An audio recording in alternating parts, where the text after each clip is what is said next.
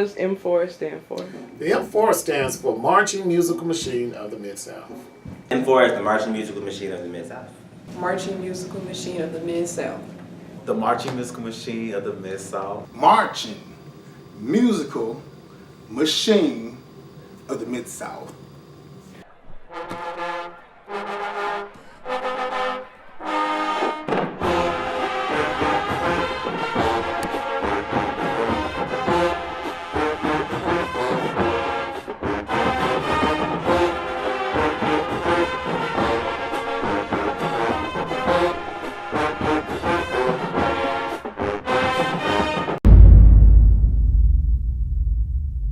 My name is John Graham. I serve as Director of Bands here at the University of Arkansas at Pine Bluff. I have been working here since 1994, so it's about 22, 23 years. My name is Mr. Darrell Evans. I am a professor of music here at the University of Arkansas at Pine Bluff. I'm also the director of the UAPB Jazz Ensemble and assistant band director here at the university. From 2003 to the present, 14.5 years. My name is Harold James Fuster Jr. I am an assistant band director, percussion instructor, and also music instructor here at the University of Arkansas at Pine Bluff. I've been here since 1998 with a couple of years off to now, so that's roughly, 15, 16 years. My name is Jerome Hudson. I am an assistant to the directors. I arrange the music, chief arranger, and I do some drill design. This is my 28th year, going into my 29th season, and next year it'll be my 30th season and my 29th year. Band camp allows us to get the students in early enough. First of all, it helps the freshmen to acclimate to the college campus. We teach them the basic fundamentals, the marching style. We work on the literature, the traditional pep songs that we play every year, and then we bring in later on, we bring in the upperclassmen and we start incorporating them with the freshmen. Then we start to work on our drill assignments, try to at least get 2 or 3 drills in during the summer camp. And then be prepared to get the instrumentation put together so we can look at what we're going to be doing during the course of the marching season. I do it because I want it to be good so that you will experience what excellence is in this point in your life. Long practices, a lot of working out, the heat, but dedication and determination, and hard working pretty much. Band camp is a challenge overall. I say that because it really pushes you to your limit and beyond it, and it helps you figure out who you are as a person and as a leader.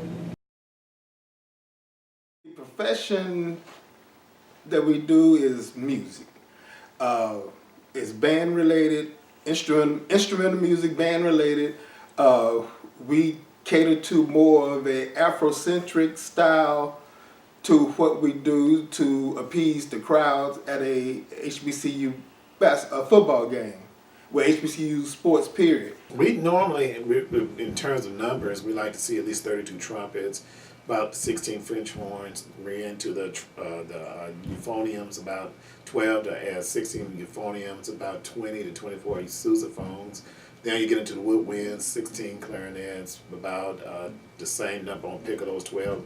These 12 piccolos, and then your saxophones could be anywhere from 24 to 30 on those instruments. French horns, about the same number for about 16 of those. Percussion, usually the army of percussionists, usually about 40, 45 on percussion.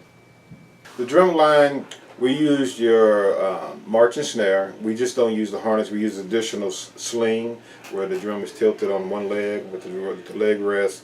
We also use marching crash cymbals on the field. We use in the percussion vernacular, we use tenors, which are actually quints, and some universities use sixlets and some use quads, but we use quints here. And then we use the traditional drum style tenor drum, what we call chest tenors. Usually those are leg tenors, but we have them upright like a chest, like a small bass drum, and then we also use marching bass drums.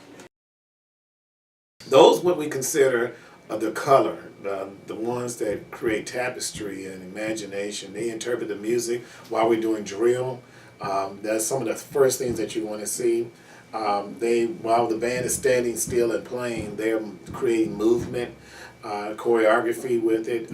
Anything that we need in addition to the music or what the band is doing, the Silks can bring that about. We normally have 24 of them, and that's why we came up with the name 24 Karat Golden Silks. Golden Girls are our dancers, frontline dancers. In our conference, you don't have a band without them. They provide what we consider like the icing on the cake. They get about 1 minute and 12 seconds worth of fame during the halftime. They go out there, high impact for just barely over 1 minute off the field. In the stands, they provide entertainment while we're playing. They can move and do things in the stands, and they bring about, again, another aspect of the music. They interpret the music with the dance. Every game, whether it's an away game or a home game, requires specific preparation. We have to get the drill under control, and we have to get the dance routine under control, and then ultimately and most importantly, we have to get the music under control.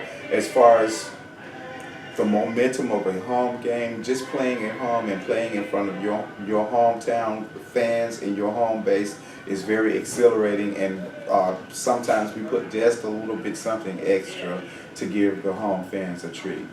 Good effort, good lift, good precision. Let's go. There's a sense of pride when you march with M4 because we have like a standard within our conference. Like whenever we go on the field, we're putting on a show. Like there's always a show that's gonna be, there's a theme to every show. And we have a standard of executing things, like our moves, dance steps, even how we come on the field with the roar, that's tradition. So it's like you just have to have a lot of personal pride in marching with M4.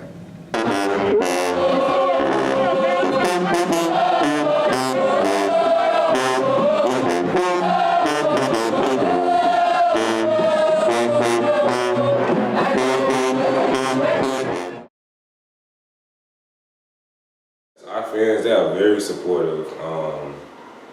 It's been quite a few times where I've just been in Walmart or just out and about, and they'll, oh, are you in the band? You guys do such a good job, and they are very supportive. It is like being at an actual concert. You have people that hear their favorite song and they just go bananas. They lose the, oh, that's my song right there. Mack is, if not the favorite, it's in the top 3. Because once you hear the tubas, everybody get up, they do this, and join in with the band. The whole school does it, so I definitely would think that'd be overall everybody's favorite spirit tune. Our fans are great. They get into our pull-on, they get into our announcing of the drum majors. It is a very wonderful collegiate atmosphere when the band gets ready to come pull up in the field, and the fans really make it happen.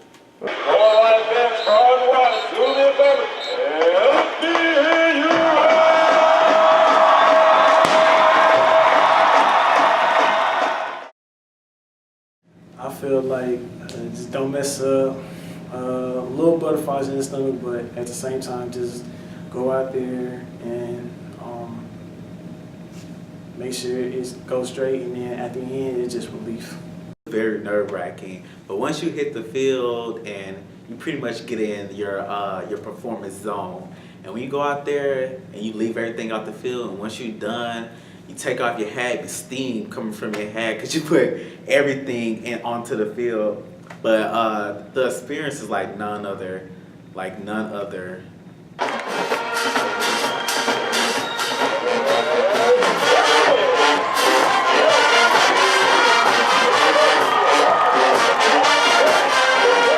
The adrenaline gets to flowing, the excitement gets to flowing, because not only do we want an entertaining show, but we want a well-executed show. So just the mere fact that we've put in the work and we've been practicing all week, and now we're in front of the audience at home, ready to give them a treat, is very exhilarating.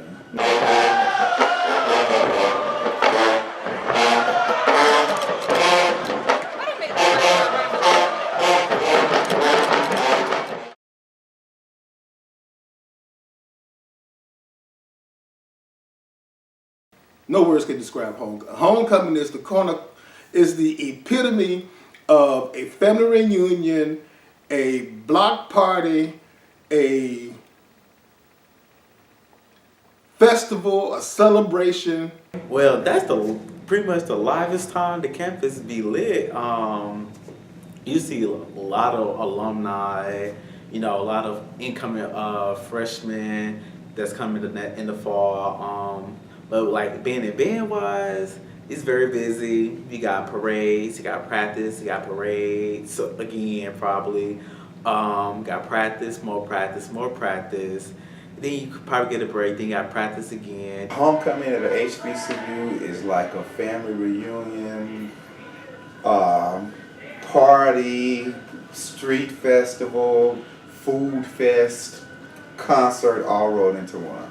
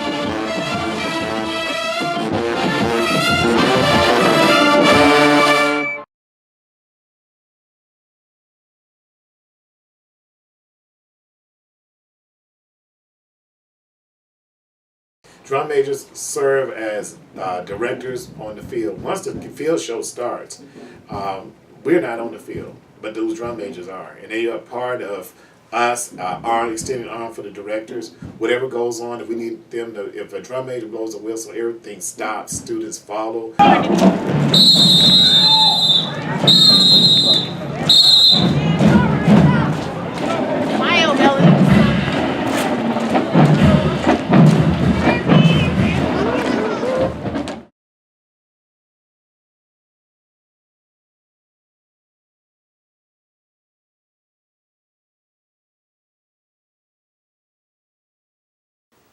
The role of a drum major is universal, and for a female to be a drum major just reaffirm what the job is supposed to be about. Honestly, you can't even tell that it's a female out there, cause Sydney, Miss Gail, they were the perfect trio, the three of them. They looked alike. She had her, unisex masculinity down with her moves and everything. She worked hard. And overall, the experience taught me, like, whatever you put your mind to, you can make it happen. And with the experience, it was a lot. It was just crazy. Montgomery, Alabama. Are you ready for halftime entertainment? Are you ready to get turned up? Well, give it up. In the box, option number 5. Now, on the way to the right, we have Brandon, Hollywood Hogan, and Joshua Poole on the Fresh Inflection. Together, they are the greatest, the magnificent, the one and only, League of Extraordinary Gentlemen.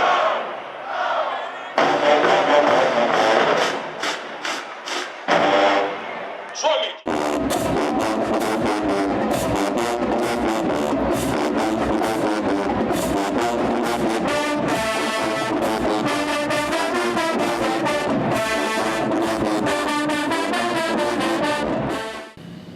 It's pretty challenging.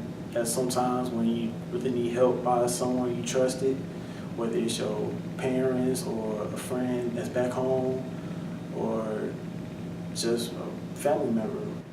It was hard adjusting to Pine Bluff, Arkansas, coming from Chicago, Illinois. After the first 6 months, I definitely cried. I was very homesick. Freshman year, I really wasn't that homesick. I was ready to get away from home. And then since it's my sophomore year, I've been more homesick now than I was my freshman year. It just takes, it helps you grow as a person, because more than likely I'm not going to stay home after I graduate. I'm going to move somewhere else. So now I can see that I can live on my own, away from home and away from family. So it really helped me grow as an individual. It was a challenge to me. I was one of the only people from my school down here in Arkansas. I'm from Chicago. I didn't know that many people. Being down here, I'm from a big city, and Pine Bluff is a bit of a smaller town, so it took a lot of adjusting. It's pretty cool because you have like certain people and certain staff here on campus that pretty much like your brother, your sister, your mom and dad away from home. But the people that I've bonded with and kind of, I've grown up with, since I've been here, I've gone together with, they made everything easier for me. In the nearly 15 years that I've been here, it has been a tremendous journey. It's been a great journey to see the program grow and develop and our reputation get stronger and stronger, and most importantly to see the students come in and matriculate through the university and graduate and go on to be professionals. A journey that, when I came, I saw UAPB before I got here. And I actually envisioned myself being here before I got here as a teacher. The overall experience of being a part of M4 is a lifelong dream. From being a student to actually working with the band that I marched in is the ultimate dream. My love for M4 is like my life.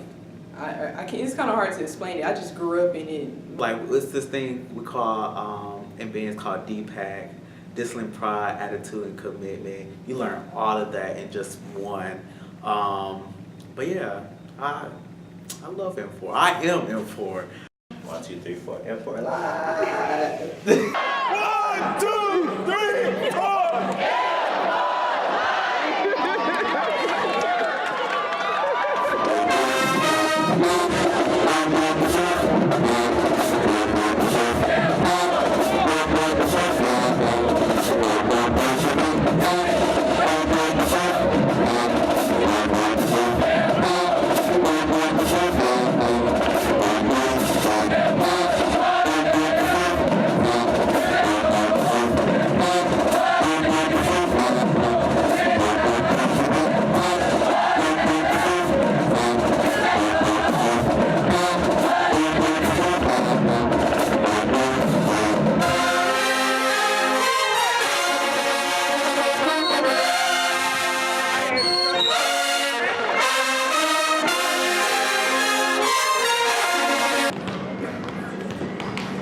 You heard my last announcement? Come and stay securely until you hear from us.